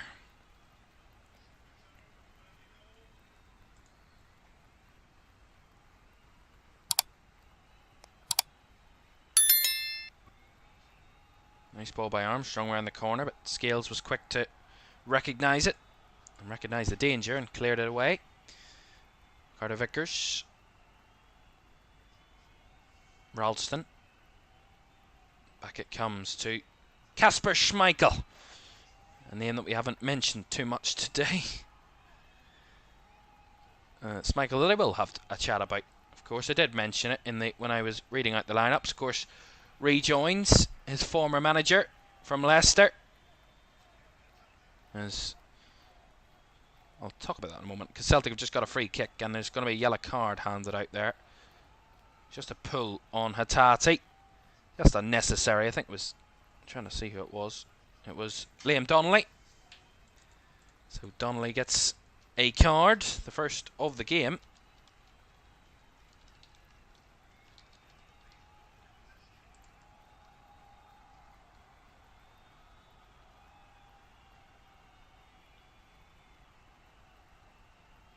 Not seen many yellow cards this weekend so far,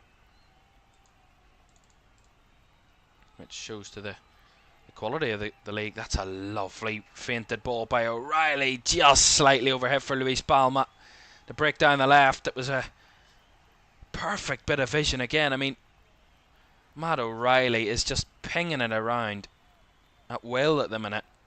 It's incredible to watch. Speaking of Kasper Schmeichel, another Schmeichel, famous Schmeichel, is here in attendance this afternoon. Peter Schmeichel, of course, former Manchester United goalkeeper. Regarded as one of the best the Premier League has ever seen. Most certainly. No arguments on that case. Hatate. Palma tried to rescue that one, but well cleared away by Kilmarnock. The pressure on Carter Vickers there. There's Ralston. Oh, sends it up into the air. Not convincing at all as Kilmarnock win the ball back. They have Armstrong down the right hand side. With an overlapping runner, Armstrong wants to come central and wants to shoot himself, but well charged down by Celtic as they clear it away, and there will be another free kick going the way of the home team. And Liam Donnelly there was involved again, just after receiving a yellow card, but the referee's not looking for another one. as I was saying, Kasper Schmeichel, 37-year-old from Danish international, of course, played in the Euros for Denmark, joined Celtic this summer, only 2 weeks ago or so, from Anderlecht. He's also at Nice a year or two ago, and that long spell with Leicester from 2011, 11 years, he spent with Leicester. Give them everything. Won the FA Cup with Brendan Rodgers as the Leicester manager, of course. And Brendan Rodgers left Celtic to join Leicester, and then after he was sacked from Leicester, he rejoined last summer. But as I was saying, Kasper Schmeichel reunited with his former manager, of course, at this club. And of course did have a spell in Scotland himself years ago, and back in 2007 for Falkirk, and actually saved a penalty against Celtic in the game that he played for Falkirk. Was that cross in from Hatate? Kyogo was on the end of it, but he couldn't find the nets. Should have done better there, Kyogo, but stretching for it maybe. Really good move down the left flank, and Hatate found the space, put the cross in, and Kyogo just kind of manoeuvring for the ball, lifted his right leg up to try and stretch for it, and kind of got it all wrong. And he probably should have just struck it across goal rather than just to try and side foot it. But it's close, but not close enough to find the net there from Kyogo.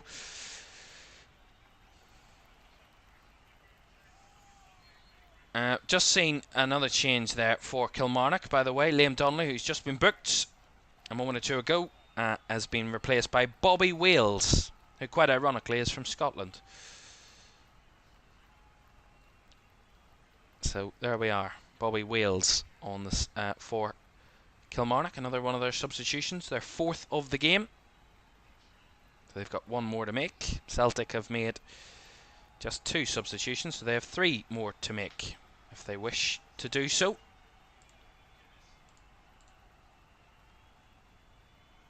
And they are going to make a substitution in a moment, Celtic. Just as I say that. It's going to be Yang who's getting ready. Yang Hyunjun, South Korean, is going to be joining the players on the field very shortly. Celtic get a free kick.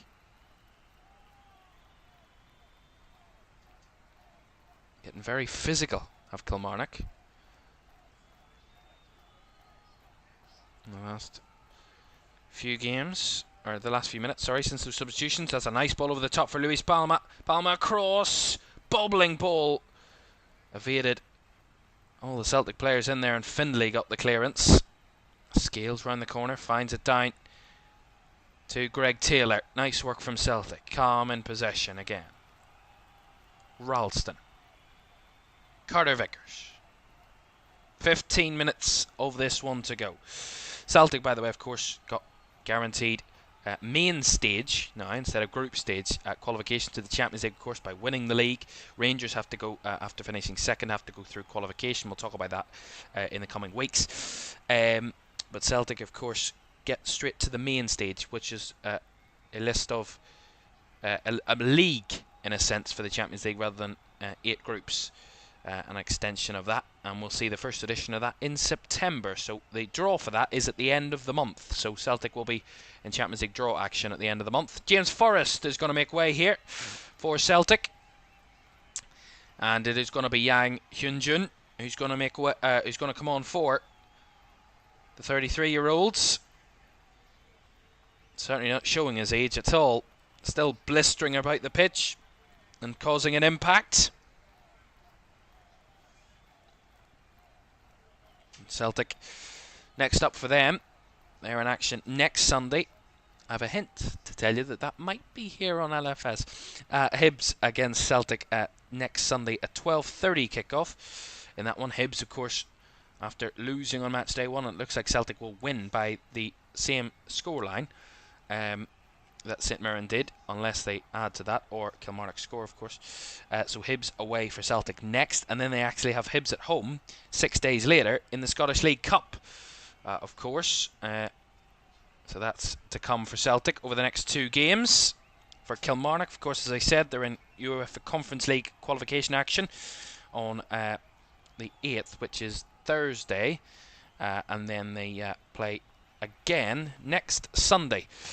They're in action, 3 o'clock kickoff, and they're at home for the first time of the season, and they face St Johnstone, who of course St Johnstone play tomorrow night, of course, so that's what's to come for these two. They don't face each other again until November, before they face each other for a third time in April, obviously.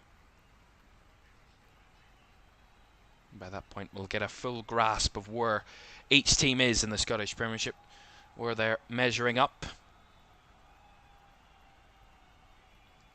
At the moment, as it stands, I think Celtic will stay second, and I'm only guessing this, but I think they're staying second on the basis that they have got their 3-0 victory later than St Mirren. I'm guessing that's why Celtic will stay second. They're on the same goal difference, all the same things, but I'm guessing St Mirren would stay top because of time of victory. That's usually the way it goes, but unless Celtic add another, which isn't out of the realms of possibility, to be honest. They've got a bit sloppy on the ball the last few minutes. That's a nice recovery though, and Luis Palma on the bursting run down the left will cross it. A lot of height in that one, bit overhit that. O'Reilly will pick up the ball on the right hand side. We'll recycle it, but couldn't find a teammate. Carter Vickers steps in nicely. Bit of a heavy touch by Hatate. Kyogo lays it out to Palma. Nice work from Celtic again. Luis Palma tries to shoot himself and hits it quite a significant distance wide there, Luis Palma.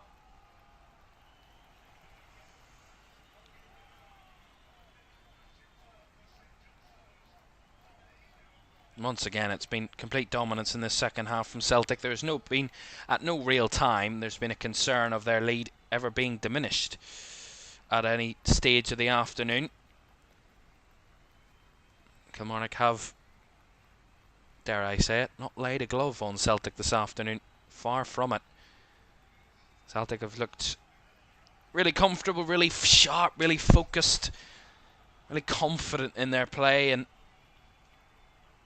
that does help the fact that their last competitive game was the Scottish Cup final, and 9 of the players that started that cup final have started this one, considering their goalkeeper retired.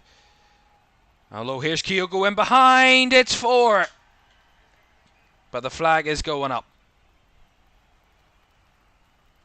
Spoke too early. Kyogo did get the ball in behind, but it's not as clear as initially thought there, actually, this offside. It might be close, but I'm not too certain. I definitively can't see whether he's on or off, but VAR will have their say, of course, as they will.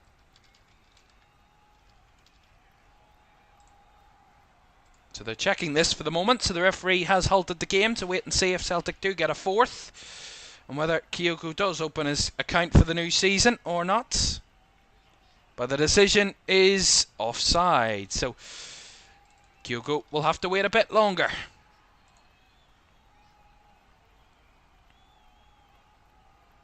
Nice attempt though.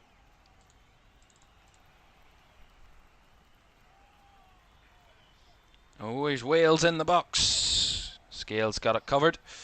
Wales and Scales. And Scales comes out the top, puts it out for the throw.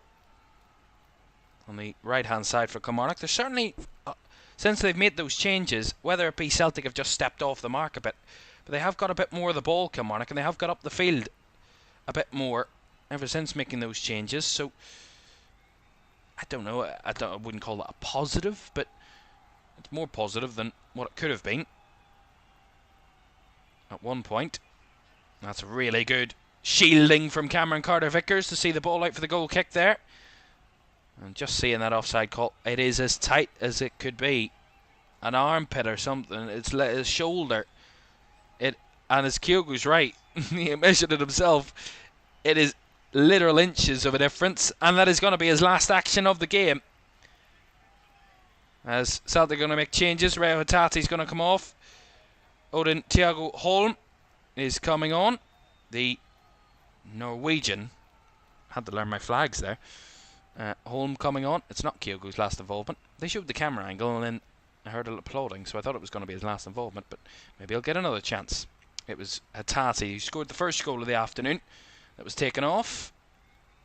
And Holm in his place. Another vintage Reo Hatati performance for Celtic today. A dynamic midfield maestro that we've seen.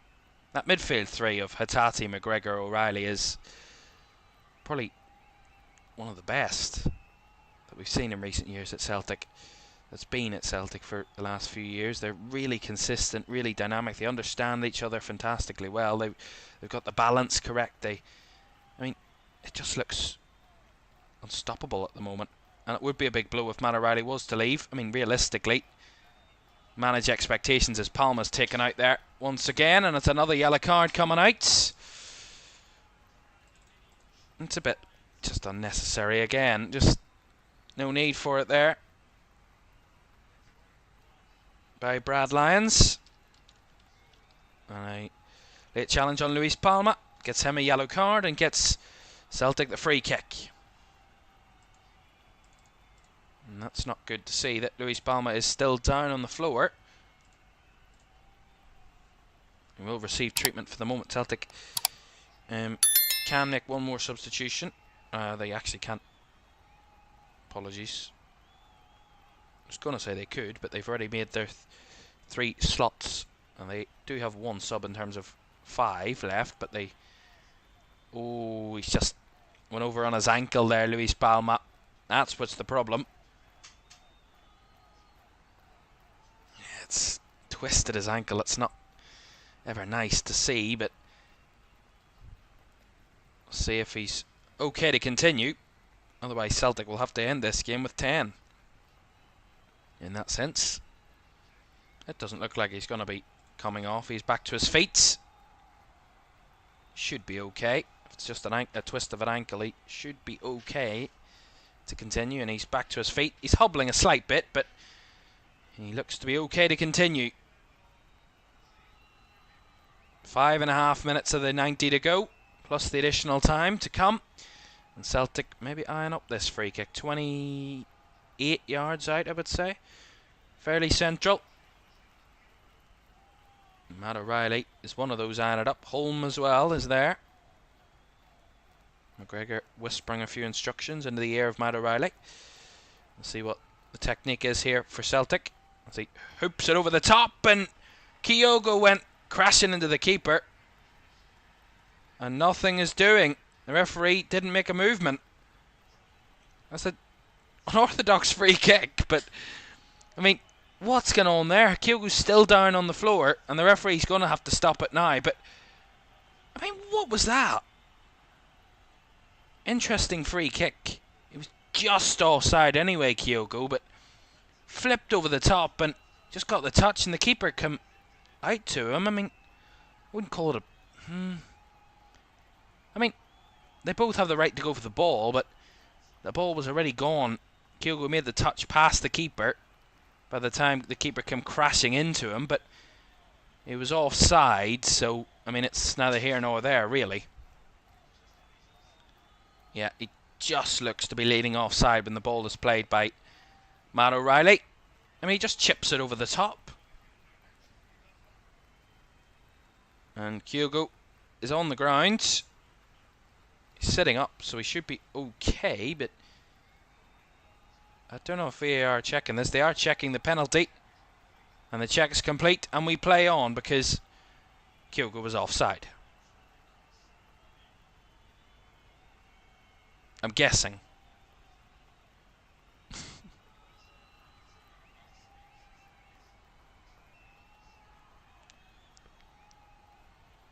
Kyogo does get back to his feet. And he is okay to continue, which is good to see. As Kilmarnock ready to make their final change of the game then.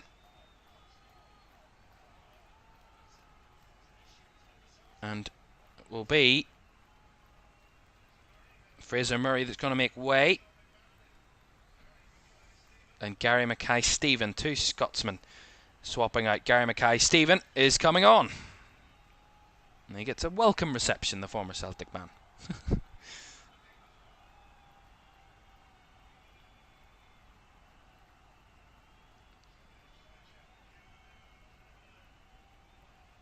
Let's see. Kilmarnock throw. 3 minutes of the 90 to go. Plus the additional time. Certainly the weather hasn't played a part this afternoon at all, which is a good sign. I mean, I'm sure these players will be used to playing in Scottish weather, even though it is the summer, but Robbie McCrory goes long. Flicked on. Intercepted by Greg Taylor. Picked up again. Kilmarnock as they hoof it up the pitch again, but Scales is there to intercept, and there's no one in green and white up the pitch, so Kilmarnock will just comfortably recover possession.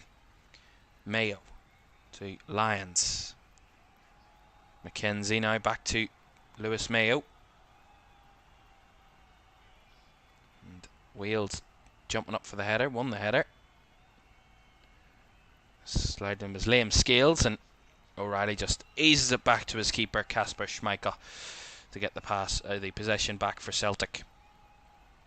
Celtic have had 27 shots in this game, 11 on target. Compare that to Kilmarnock's 5 shots, 2 on target. So absolutely obliterating their chance creation today, Celtic. So they're purring on that front, fluid going forward. It's been really nice to watch. They've dominated the game with over 80% of the ball, so the football they're playing is certainly good to watch. It's commanding, it's possession based, and it's looking pretty comfortable in terms of the scoreline anyway for Celtic, so it's not much of a worry at all here at the moment. Here's Luis Palma. With that 3-goal lead, they want to add to it, and the shot there by Greg Taylor, deflected behind, it will be a Celtic corner. They'll want to get in on the action on the opening day. O'Reilly to take the corner then. Left hand side. They've already scored from a corner this afternoon, Celtic. Would want to add another. I mean, a 4th goal would put them definitively top of the league. O'Reilly's cross comes in. It's not well defended. And there was a touch in there from Liam Scales, but couldn't get a definitive touch on it as Carter Vickers hooks it forward again. Kilmarnock trying to clear the lines again as Scales just passes it back to his captain, who goes all the way back to Kasper Schmeichel, as we're about to find out how long it's going to be added on at the end of this 90 minutes. 5 added minutes then is the decision. So 5 more to go on this opening day. Certainly more than enough time for another goal to be scored.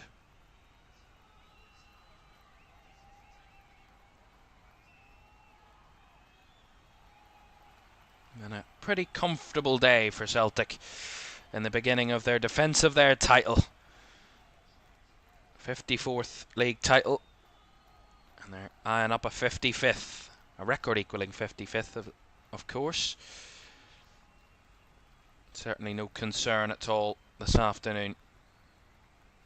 And the way that they've played, the football, the quality, just everything about Celtic's performance today has been just pretty comfortable.